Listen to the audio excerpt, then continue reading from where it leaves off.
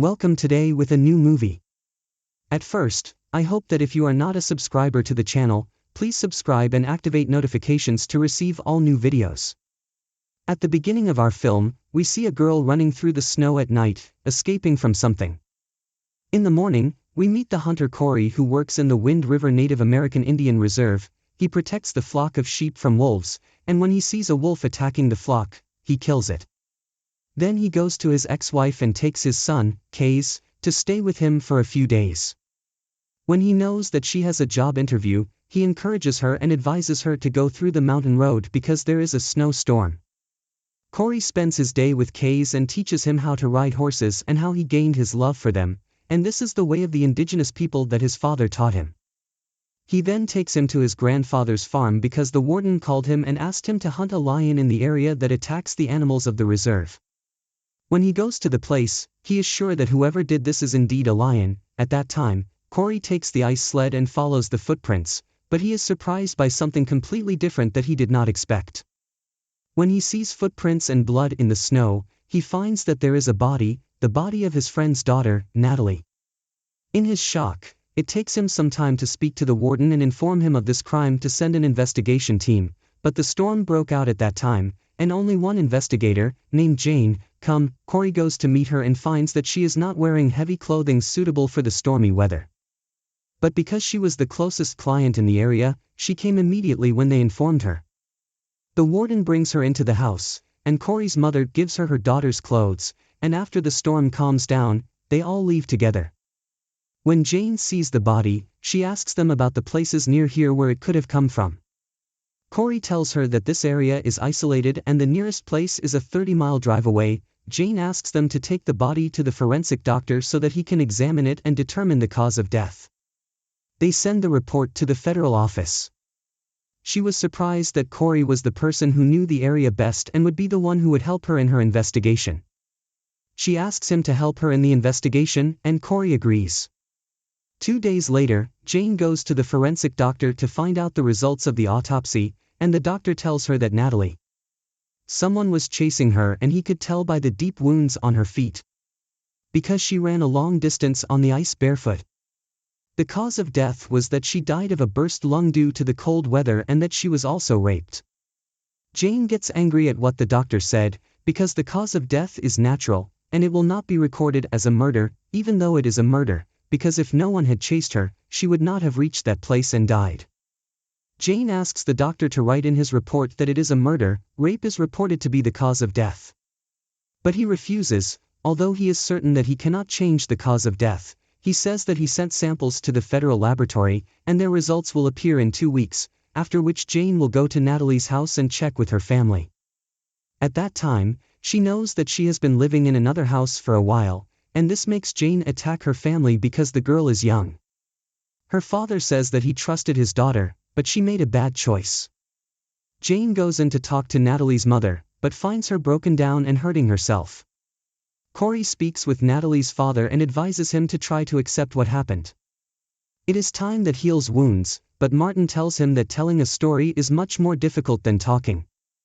He tells him that her brother works with a group that trades in drugs and he fears that he is involved with them in killing Natalie. Then Cory and Jane go to Sam Pfizer's house with the warden, and Sam opens the door for them and thinks that they have come to arrest him for drugs. He surprises them and sprays a burning substance on them, blinding Jane and the warden. But she controls herself and tries to enter the house and arrest them. She kills Sam before he shoots her. Then, Cory entered the house from the other side and beat 2 of them when they tried to escape. Among them is a person named Chip, Natalie's brother, who cried when he knows what happened to his sister. At that time, Cory notices traces of an ice sled near Natalie's body and tells her that anyone who went to this place has not returned. The 2 climbed the mountain, but did not complete the sled because of the trees. They continued on their feet, and it took them a long time until they reached the body and found the eagles eating it. At night, a forensic team arrives to examine this body as well, and when Cory knows that the 2 young men who were arrested do not want to say anything, Cory convinces Chip to do one right thing in his life and tells him who he knows until they catch his sister's killer. Chip tells him about the person Natalie knew, that his name is Matt, and that he only met him once. Cory tells the warden about what Chip said, and he tells him to prepare himself because he will go with them tomorrow to the drilling area where Matt works. Then, Cory goes to his ex-wife to check on his daughter, but she tells him that he formed a team with the police not to find the killer, but for something else. Cory returns to find Jane waiting for him to inform him that the results of the forensic laboratory have appeared and that the fingerprints they found are of a person named Matt who works at the excavation site in the area. So Cory brings her into his house because of the cold weather, and when she sees a picture of his daughter Emily, and when she asks him about her, he tells her that she died 2 years ago. At that time, there was a severe storm while he was working in the city. He was forced to stay in a hotel with her mother, and Emily took advantage of the opportunity and invited her friends to the house, and strange people she did not know attended the party. The second day they woke up to a call from Natalie that Emily was missing. We know that Natalie was her loyal friend, and when they found her, she was dead in the same way that Natalie died, but at that time, the doctor could not determine the cause of death because wolves had eaten the body, and until now it is not known how she went to that place, what the reason was, or even who killed her. Here Jane tries to console him and apologizes to him for reminding him of all that and asks him if he knows anything about the case. He tells her that Matt is Natalie's friend. The second day came, Cory and the warden headed to the excavation site, along with other members of the police. The important thing was for them to connect the cameras to reach Matt and any evidence to solve the crime. At that time, Cory goes to the place where he found the second body, and there he finds traces of recent sleds, and when he follows them, he reaches a hole in which a lion is hiding. He understands that there is a connection between Matt and these lions. Cory continues his way through the snow and finds himself next to the digging site that his friends arrive to investigate.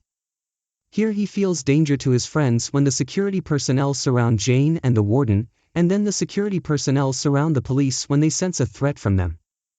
Jane succeeds in calming the situation and the policemen ask the security to move in front of them because in this way they are surrounded and the situation becomes more dangerous because they all raise weapons in the face of each other.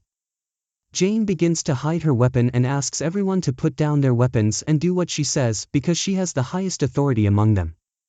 She asks them to take them to the place where Matt lives, and knows from them that Matt has been missing for 3 days after he quarreled with his girlfriend. When Jane comes, she approaches the door and tries to open it, but she cannot. Cory calls the warden and tells him to get Jane away quickly, but the bullet that came out of the door was faster than them. Jane falls to the ground, but fortunately, she was wearing bulletproof vest, and an exchange of gunfire occurs between everyone on site. They kill each other, and whoever remains is killed by Cory. There are 2 remaining. One of them is killed by Cory, and the other runs away after Jane shoots him in the foot. Cory arrives to help Jane and enters the trailer to wait for the ambulance helicopter. He goes to pursue Cortez and succeeds in arresting him after he hits him with a rifle and causes him to lose consciousness. When he regains consciousness, he finds himself at the top of the mountain in an isolated area, completely far from the city. Cory tells him that if he tells him the truth, he will let him leave.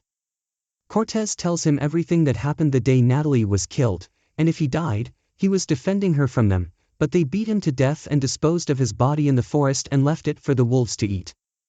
At that time, Cory lets him leave, takes his shoes from him, and leaves him running in the snow until he reaches the highway, and that if he stops running, he will kill him to do something with him exactly like what happened to Natalie. He was experiencing the same pain he caused her, but he was weak and could not complete a 200-meter run in the snow. His lung freezes and he bleeds to death. Cory then goes to the hospital to check on Jane, and she thanks him because he saved her life.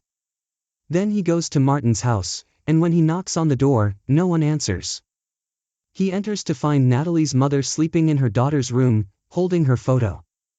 He goes out to look for Martin and finds him sitting alone, his face colored in strange colors. He sits and meditates and tries to control his pain and sadness.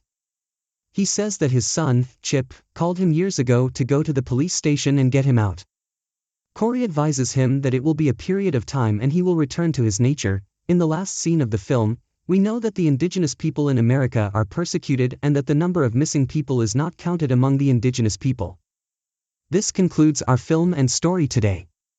Don't forget to subscribe to the channel, support the channel, like and subscribe.